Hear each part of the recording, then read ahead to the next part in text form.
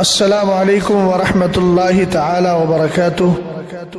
حامدا ومصلیا ومسلما اما بعد فاعوذ باللہ من الشیطان الرجیم بسم اللہ الرحمن الرحیم الہکم الہ واحد آمنت باللہ صدق اللہ العظیم صلو علی الحبیب اللہ رب محمد صلی اللہ علیہ وسلم نحن عباد محمد صلی اللہ علیہ وسلم صلاۃ و سلام علیک یا رسول اللہ صلی اللہ تعالی علیہ وسلم۔ ہمارے ایک بھائی نے میرے پاس ایک کلپ بھیجی جو وہابی دیوبندی ہے کی ایک کلپ ہے، اور غالباً وہ کافی عمر دراز ہے، لال داڑھی ہے، اور مجھے لگتا ہے کہ وہ مکہ شریف یا مدینہ شریف میں کہیں بیٹھ کر لوگوں کے سوالات کے جوابات دیتا ہے۔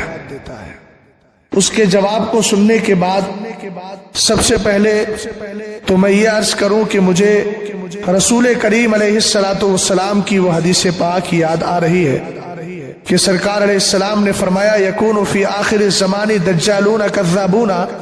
یاتونکم من الاحادیث بما لم تسمعوا انتم ولا آباؤکم فإیاکم وإیاہم لا یضلونکم ولا یفتنونکم۔ حضور اکرم صلی اللہ تعالی علیہ وسلم ارشاد فرماتے ہیں آخر زمانے میں میری امت میں کچھ جھوٹے مکر و فریب کرنے والے لوگ پیدا ہوں گے، اور تمہارے پاس ایسی ایسی باتیں لے کر کے آئیں گے جو نہ تم نے سنی ہوں گی نہ تمہارے آباء و اجداد نے، باپ داداؤں نے ان کو سنا ہوگا۔ ان سے بچ کے رہنا، کہیں ایسا نہ ہو کہ وہ تمہیں گمراہی میں مبتلا کر دیں یا تمہیں فتنے کے اندر مبتلا کر دیں اور فتنے میں ڈال دیں۔ یہ بھی انہی جھوٹے اور مکاروں میں سے ایک ہے، اور اس سے سوال یہ ہوا ہے کہ اہل سنت والجماعت جن کو پہچان کے لیے بریلوی کہا جاتا ہے، ان بریلویوں کے کون کون سے عقائد شرکیہ ہیں؟ تو اس نے طنز کے طور پر یہ جواب دیا کہ آپ مجھے یہ بتائیں کہ ان کا عقیدہ توحید کون سا ہے؟ ان کے تو سارے عقیدے شرکیہ ہیں، معاذ اللہ رب العالمین۔ پہلی بات تو میں آپ احباب اہل سنت کو یہ بتائے دیتا ہوں کہ شرک کہتے کس کو ہے۔ یہ تو عقل سے آ رہی ہیں، ان کو نہ سمجھ میں آیا ہے نہ سمجھ میں آئے گا، بلکہ ان المنافقین فی الدرک الاسفل من النار ولن تجد لهم نصیرا۔ ان کا یہی حال ہے کہ یہ جہنم کے سب سے نچلے حصے میں رہنے والے ہیں عقائد کفریہ کی بنیاد پر۔ اور اللہ تعالیٰ قرآن میں ارشاد فرماتا ہے ان اللہ لا یغفر ان یشرک بہ ویغفر ما دون ذلک لمن یشاء۔ اللہ تعالیٰ شرک اور کفر کے علاوہ جتنے گناہ ہیں سارے گناہوں کو معاف فرما دے گا۔ تو پہلے تو آپ یہ سمجھے کہ شرک ہوتا کیا ہے؟ اللہ کی ذات یا اس کی صفات میں یا اس کی صفت میں کسی کو شریک کرنا، اور شریک کرنے کا مطلب یہ ہے کہ یہ بات ماننا کہ فلاں انسان سنتا ہے تو اللہ کی جانب سے اس کے اندر قوت سماعت پیدا نہیں کی گئی ہے، بلکہ وہ خود سے سنتا ہے، خود سے دیکھتا ہے، خود سے کرتا ہے۔ اللہ تعالیٰ کے فعل کو اور اللہ کے کرنے کو اس میں کوئی عمل دخل نہیں ہے۔ اگر ایسا عقیدہ کوئی رکھتا ہے تو یقیناً وہ مشرک ہے، وہ کافر ہے، اسلام سے باہر ہے۔ لیکن اگر کوئی یہ عقیدہ رکھے کہ ہم حضرات اولیاء، حضرات انبیاء، حضرات رسولان اعظام کی بارگاہوں میں جا کر ان سے طلب کرتے ہیں، اور اس لیے طلب کرتے ہیں کہ یہ اللہ کے محبوب ہیں اور اللہ تعالیٰ نے ان کو اتھارٹی، اختیار، ادھیکار دیا ہے، طاقت دی ہے، ان کی جو طاقت ہے وہ اللہ کی عطا سے ہے اور اللہ تعالیٰ کے دینے سے ہے، لہذا ایسی صورت میں یہ عقیدہ رکھنے والا کوئی انسان بھی کافر نہیں ہوگا، گمراہ نہیں ہوگا، سنی سے العقیدہ مومن رہے گا۔ اب ان کو مغالطہ کہاں ہوا ہے؟ مغالطہ یہاں ہوا کہ یہ لوگ شرک کی صحیح تعریف جانتے ہی نہیں ہے، جانتے ہیں تو جان بوجھ کر انجان بنتے ہیں۔ اور ان کا وہی حال ہے کہ حضرت عبداللہ ابن عمر رضی اللہ تعالی عنہما نے بہت پہلے ارشاد فرمایا تھا خوارج کے بارے میں۔ روایت ہے کانا ابن عمر یراہم شرار الخلقی،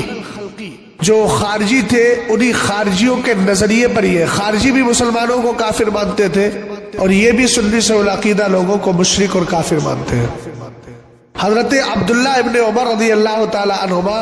ان کو جو ہے مخلوق میں سب سے بدترین مانتے تھے اور فرماتے تھے انہم انطلقوا الی آیات نزلت فی المشرکین فحملوها علی المؤمنین، فرمایا کہ جو آیتیں قرآن پاک میں مشرکین کے بارے میں اتری تھی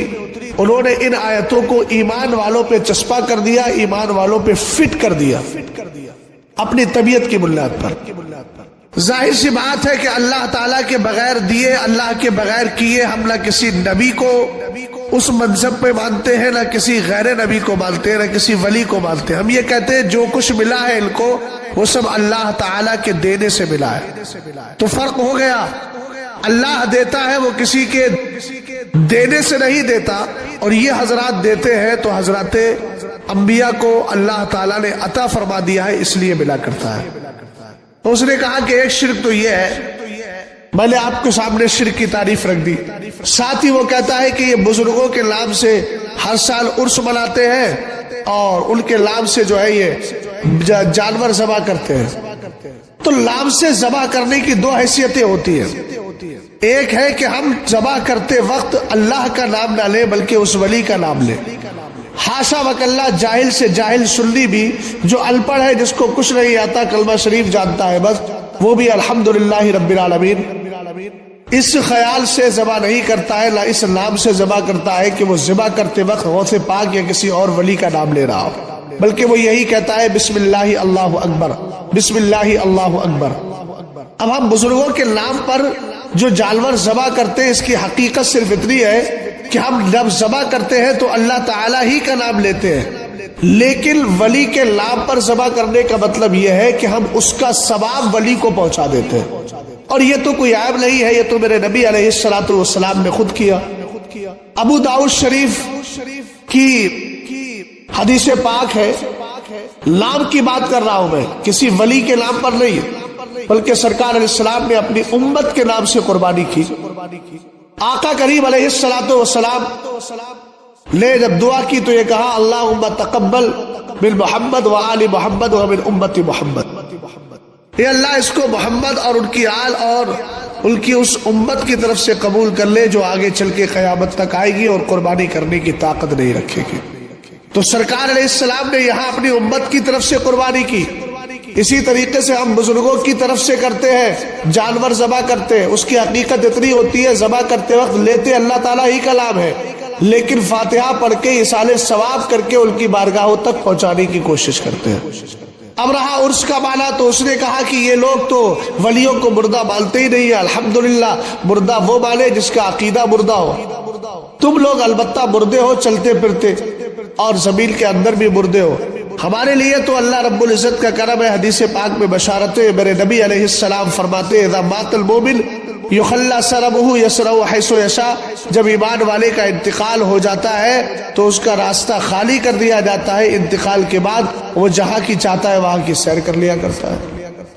اور ایمان والے کا انتقال ہوتا ہے، میرے نبی علیہ السلام فرماتے ہیں انما نسبۃ المؤمن طائر یعلق فی شجر الجنہ حتی یرجعہ اللہ تبارک و تعالی الی جسدہ یوم یبعثہ، فرمایا کہ ایمان والے کی روح کو اللہ تعالیٰ پرندے کی شکل دیتا ہے، وہ پرندہ جنت کے درختوں میں رہتا ہے یہاں تک کہ اللہ تعالیٰ اس کی روح کو اس کے جسم کی طرف اس دن لوٹائے گا جس دن وہ قیامت برپا کرے گا۔ تو دیکھو ایمان والوں کی پرواز کیا ہے، اور جو ولی کامل ہے اس کی بات تو الگ ہے، اللہ تعالیٰ ان کے جسموں کو محفوظ رکھتا ہے۔ ایک حافظ قرآن سنی سے العقیدہ ہو تب میرے نبی علیہ السلام کی حدیث پاک، حضرت علی حدیث کے راوی، اذا مات حامل القرآن اوحى اللہ تبارک و تعالی اوحى اللہ تبارک و تعالی الى الارض الا تاکل لحمہ فتقول ای ربی کیف آکل لحمہ وکلامک فی جوفی، جب کسی حافظ قرآن کا انتقال ہوتا ہے اللہ زمین سے فرماتا ہے خبردار اس کے جسم کو کھانا نہیں، اس لیے کہ اس کے سینے میں میرا قرآن محفوظ ہے۔ زمین کہتی ہے کہ اللہ تعالی میں اس ذات کو کیسے کھا پاؤں گی جس کے سینے میں تیرا مقدس قرآن محفوظ ہو چکا ہو۔ اب آپ اس سے اندازہ لگائیے، ایک حافظ قرآن ہے جس کی ولایت کا معاملہ بھی نہیں ہے، اللہ تعالیٰ جب اس کے جسم کو محفوظ رکھ رہا ہے تو یقیناً حضرات اولیاء کی اجساد اور ان کے جسم کیوں نہیں محفوظ ہوں گے؟ اور یہ تو ان پاگلوں کو سمجھنا چاہیے کہ ہندوستان کی سرزمین پر کتنے ایسے مزارات اولیاء ہیں جو توڑے گئے کسی وجہ سے اور ان کے جسموں کو نکالا گیا تو جسم تر و تازہ نکلے۔ اس لیے ایک شابات اور بولی کہ یہ عرس کرتے، عرس کا معنی شادی، اللہ سے شادی کراتے۔ معاذ اللہ رب العالمین، ان بدبختوں کا صرف ہم پر الزام ہے، العیاذ باللہ۔ دوسری بات اس نے کہا کہ سجدہ، میں ساری وہابیت ذریت جو غیر مقلدین ہے یا پھر ان کے حملہ دیوبندی ہے، سب سے میں ایک ہی سوال کرنا چاہوں گا کہ سجدہ کہتے کس کو ہے؟ اکارڈنگ آف ڈکشنری نہیں، اکارڈنگ آف شرع، مذہب اسلام کے اعتبار سے شریعت سجدہ کس کو کہتے ہیں؟ لغت کے اعتبار سے تو وضع الجبہۃ علی الارض، زمین پر پیشانی کا رکھنا سجدہ ہے۔ شریعت کے نظر میں جو سجدہ ہے اس کے لیے 8 شرطیں ہیں۔ پہلی 2 شرطیں یہ کہ دونوں پیروں کی انگلیاں زمین پر لگے، دونوں گھٹنے لگے، 4 ہو گئے، 2 ہاتھ لگے، 6 ہو گئے، لاکھ پیشانی زمین پر جمے، 7 ہو گئے، اور دل میں یہ ارادہ ہو کہ میں اس کو خدا اور معبود سمجھ کر سجدہ کر رہا ہوں۔ پہلی بات تو یہ ہے کہ پوری کیفیت، پوری شرطیں، جب کوئی مزار پہ چلا جاتا ہے سر رکھ دیتا ہے، وہاں ساری شرطیں نہیں پائی جاتی، اور اگر 7 شرطیں ہم مان بھی لیں تو 8ویں شرط تو کبھی نہیں پائی جاتی ہے۔ وہ کبھی بھی کسی مزار کو اس لیے نہیں چومتا کہ وہ اس کو خدا سمجھ رہا ہے، العیاذ باللہ۔ تو الحمدللہ رب العالمین، ہم مواحد بھی ہیں اور ہم حضور اکرم صلی اللہ تعالی علیہ وسلم کی رسالت کے پاسدار بھی ہیں۔ تم لوگوں کی جو توحید ہے نہ تمہیں رسالت کی برکتیں ملتی ہیں، نہ توحید کا تحفہ ملتا ہے۔ تم نے توحید کے لاب پر شرک ہی شرک کرنا شروع کر دیا ہے۔ اب میں آپ سے ایک جملہ کہہ رہا ہوں احباب اہل سنت، اس نے کہا سائن لے کے بریلویوں کے کون کون سے عقائد شرکیہ ہے؟ طرز کے طور پہ کہتا ہے ان کا عقیدہ توحید ہی کون سا ہے؟ آپ بتا دو، میں جو ہے آپ عقائد توحیدیہ، توحید کے عقائد شمار کرا دو، میں شرکیہ عقائد شمار کرا دوں گا۔ اب میں کہتا ہوں غیر مقلدین سے کہ تمہارے پاس، تم ہم سے کہتے ہو، اب مجھ سے اگر کوئی سوال کرے کہ غیر مقلدین کے پاس کون کون سا عقیدہ شرکیہ ہے، تو میں کہوں گا ان کے پاس تو پورا عقیدہ شرکیہ ہی ہے اور پورا عقیدہ کفریہ ہی ہے۔ آپ کہیں گے وہ کیسے؟ میں کہوں گا کہ یہ بات بات پر سنیوں کو، صحیح عقیدہ لوگوں کو مشرک مشرک مشرک مشرک کی رٹ لگائے رہتے ہیں، اور آپ جانتے ہیں حدیث پاک میں ہے جب کوئی کسی کو کافر یا مشرک کہے گا، کافر کا لفظ آیا ہے، کسی نے اپنے بھائی کو کافر کہا تو کفر اسی پہ پلٹے گا۔ کفر کی سب سے اعلیٰ کہوں اس معنی کر کہ سب سے زیادہ منحوس اگر قسم کوئی ہے کفر کی تو وہ شرک ہے اللہ کی ذات کے ساتھ کسی کو شریک ٹھہرانا، اور یہ وہی شرک کی توبت اہل سنت والجماعت پر لگاتے ہیں، اور جو آیت مشرکین کے بارے میں اتری ہے ان کو ایمان والوں پہ فٹ کرتے ہیں۔ اس لیے ایسے جاہلوں کی تقریریں سننے سے، ان کے کلپیں دیکھنے سننے سے مکمل پرہیز کیا جائے۔ الحمدللہ رب العالمین، ہم سجدہ صرف خدا کو کرتے ہیں، اس کے علاوہ کسی کو نہیں کرتے۔ واللہ تعالی عالم بالصواب۔